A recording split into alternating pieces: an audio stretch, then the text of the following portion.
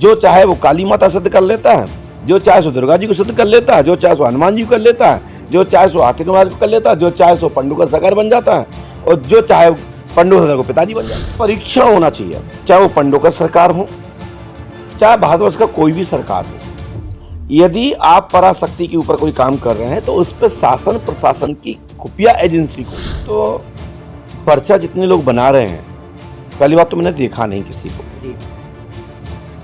जितने भी आपने नाम गिनाए या जो हम गिना रहे हैं, हमने अपनी आंखों से किसी को पर्चा बनाते नहीं। एक मार्केट में चर्चा है बहुत जोरों से कि जो बागेश्वर धाम वाले धीरेन्द्र कृष्ण शास्त्री हैं, उनके एक लघु भ्राता हैं, चचेरे भाई हों जो भी हों, दिनेश गर्ग साहब, उन पर कृपा दृष्टि आपकी है, जिसके बाद से उनके भी पर्चे बनने लगे, सोशल मीडिया पर उनकी भी वीडियो तैरता है तेजी से, और आपने भी एक राजनीतिक पार्टी बनाई थी, तो बहुत है अभी है, तो क्या रहने वाला है मध्य प्रदेश चुनाव में, क्योंकि गुरुजी के भक्त फॉलोवर बहुत ज़्यादा हैं, तो वो भी जानना चाहते कि उस राजनीतिक पार्टी का इस चुनाव में कुछ असर देखने को।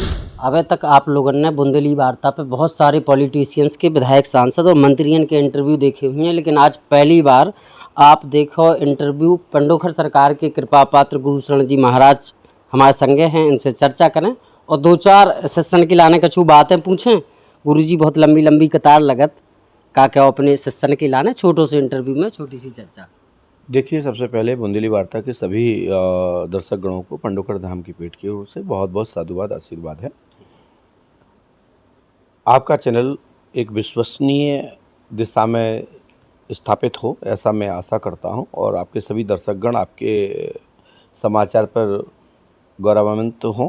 मैं ईश्वर से यही कामना करता हूं कि आपका समाचार कभी सॉरी ना बोले, मैं ये भी चाहता हूं, क्योंकि कोई भी समाचार डालने से पहले उसकी बड़ी पुष्टि हो, बहुत अच्छी तरीके से उसकी जानकारी हो। यदि कोई वीडियो को रिमूव करना पड़ा, हटाना पड़ा या सॉरी बोलना पड़ा, तो समाचार की कोई कदर नहीं होती है।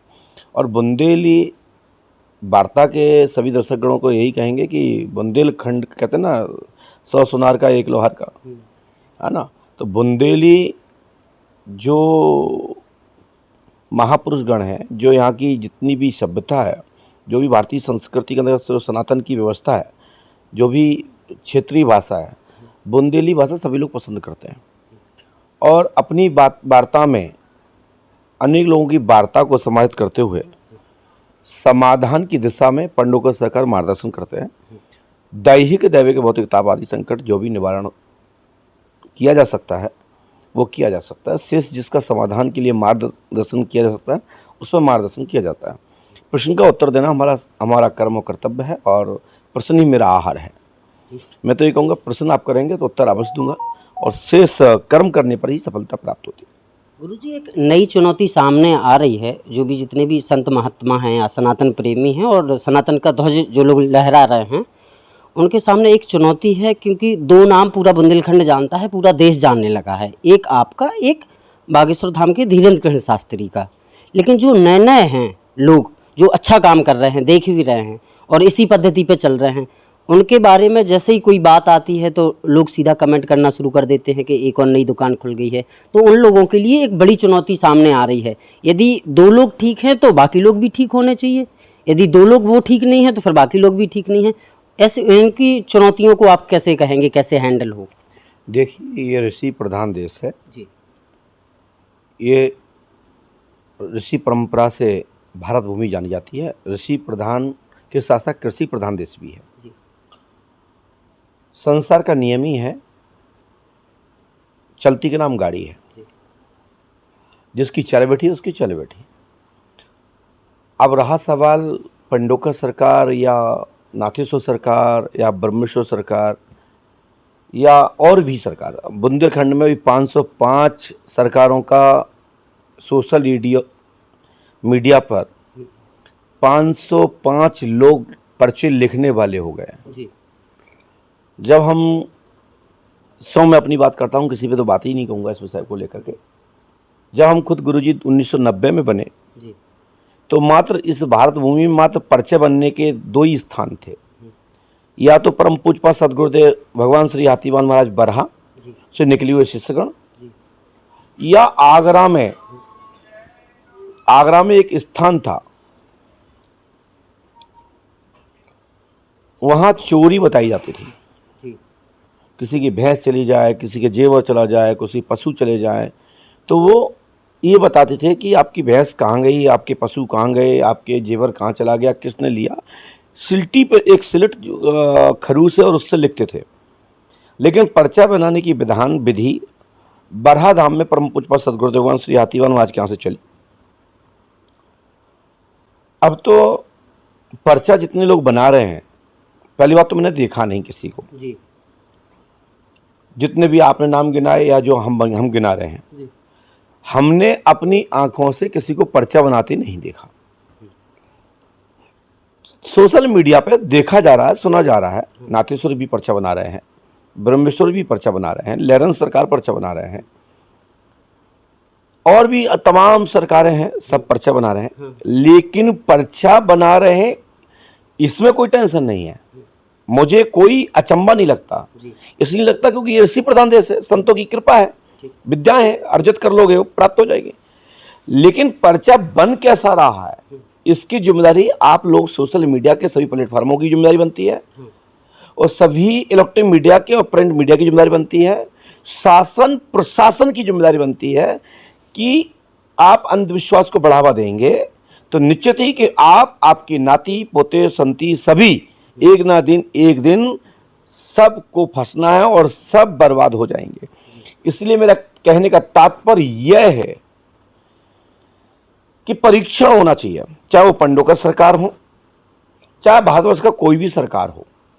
यदि आप पराशक्ति के ऊपर कोई काम कर रहे हैं तो उस पर शासन प्रशासन की खुफिया एजेंसी को कार्य करना चाहिए, और उसमें जो सफल दिखाई दे उसको रहना चाहिए। नहीं तो विडम्बना है, कोई किसी के ऊपर है ही नहीं, कोई बोर्ड ही नहीं है। हम लोगों का जब सनातन बोर्ड की स्थापना हो जाएगी, भारतीय संस्कृति की बोर्ड की स्थापना हो जाएगी, तो एक दूसरे के अनुशासन में रहेंगे। अभी तो स्वतंत्र है, जो चाहे वो काली माता सिद्ध कर लेता है, जो चाहे सो दुर्गा जी को सिद्ध कर लेता है, जो चाहे सो हनुमान जी को कर लेता है, जो चाहे सो हाथी महाराज को कर लेता है, जो चाहे सो पंडू का सगर बन जाता है, और जो चाहे पंडू का पिताजी बन जाता है। गुरुजी, एक मार्केट में चर्चा है बहुत जोरों से कि जो बागेश्वर धाम वाले धीरेन्द्र कृष्ण शास्त्री हैं, उनके एक लघु भ्राता हैं, चचेरे भाई हों जो भी हों, दिनेश गर्ग साहब, उन पर कृपा दृष्टि आपकी है, जिसके बाद से उनके भी पर्चे बनने लगे, सोशल मीडिया पर उनकी भी वीडियो तैर रही हैं खूब। देखिए दिनेश, आपसे मुलाकात हुई थी? देखिए दिनेश गर्ग, मेरी मुलाकात तो बाद में हुई। दिनेश गर्ग 2009 से पर्चा बना रहा है जी 2009 से पर्चा बना रहा है। जब वो उस दौरान कर्मकांड करते थे, जी वहाँ से उनका ज्योतिष की तरफ उनका दिमाग था, वहाँ से पर्चा बना रहे हैं। ये तो लोगों ने मान लिया कि पंडू का शिष्य हैं, हमारे तो सभी शिष्य हैं, सभी भाई हैं, सभी आगे बढ़े हैं। हमारा उनके लिए साधुवाद है, सद्भावना है कि ऐसा कोई काम ना करें जिससे सनातन को नीचा देखना पड़े, या भारतीय संस्कृति को के ऊपर लोग हंसें कि भारत में तो लोग ऐसे ही हैं, कुछ भी बन जाते, कुछ भी मिट जाते, कभी मिट जाते हैं। नेहरू बाबा की आज भी उन्हें खूब समोसा चटनी में खिलाए, जी खूब लाल चटनी में खिलाए, लेकिन अब कृपा रुक गई। अब वे कौन सी चटनी खाए पता नहीं, लेकिन रुक गई अब। उसकी खामियां नहीं आज तक नहीं भर पाए। और यदि कोई ऐसा है और भी आगे पकड़ा गया या पोल खुल गई या, तो निश्चित है कि सनातन की बड़ी धज्जियां उड़ेंगी। मेरा आशा यह है, मैं किसी पे कमेंट ना करके यही कहूँगा कि अपनी अपनी शक्ति को मजबूत रखो और ब्राह्मणत्व को बचा के रखो। सनातन की जिम्मेदारी रक्षा करने की सभी की बनती है, चारों वर्णों की बनती है। पाखंडवाद को बढ़ावा ना दे करके सत्य की ओर जाएं, वो मैं उसके लिए समर्थन करता हूँ। गुरुजी, एक आखिरी सवाल है, चूँकि मध्य प्रदेश में चुनावी साल है, चुनाव आ रहा है तेजी से, और आपने भी एक राजनीतिक पार्टी बनाई थी, तो बहुत बनाई है और बनाई है अभी है, बिल्कुल है। तो क्या रहने वाला है मध्य प्रदेश चुनाव में? क्योंकि गुरुजी के भक्त फॉलोवर बहुत ज़्यादा हैं, तो वो भी जानना चाहते कि उस राजनीतिक पार्टी का इस चुनाव में कुछ असर देखने को मिल रहा है। देखिए, हमारी जो पार्टी है सांझी विरासत जी मध्य प्रदेश में, मैं उस पार्टी का नेतृत्व हमारे द्वारा 2018 में किया गया है, जी और ये दिल्ली से हमारे वहाँ पे एक भाई हैं अमित शर्मा जी, जी उसके वो राष्ट्रीय अध्यक्ष हैं। लोगों को भी कोई ज्ञान ही नहीं है किसने बनाई किसने नहीं बनाई। लेकिन हाँ, मध्य प्रदेश का नृत्यत्व हमारे हाथ में रहा जी। और किसी कारणवश से रहा। अब ये सभी लोग साष्टांग हैं, सब दाएं बाएं बगल में बैठे हैं। अब तो किसके लिए लड़ाएं? अपना एक ही उद्देश्य है, जो राष्ट्र के लिए काम करे उसको समर्थन करें। बहुत बहुत धन्यवाद। तो ये थे हमारे साथ पंडोखर सरकार के कृपा पात्र गुरुशरण शर्मा जी, जिनसे हमने कम समय में बात की। एक आध दिन समय लेके विस्तार से पूरी कहानी आपको बताने का प्रयास करेंगे कि कैसे शुरू होता है, फिर कैसे एक अपना पूरा बड़ा नाम बनाते हैं और देश के कोने कोने में एक एक बच्चा तक पहुंचते हैं। और आज तो सोशल मीडिया का ज़माना है, सोशल मीडिया के माध्यम से हर रोज़ लाखों लोगों तक पहुंच रहे हैं अपने दिव्य दरबारों के माध्यम से, और लगातार कार्यक्रम चल रहे हैं। धन्यवाद।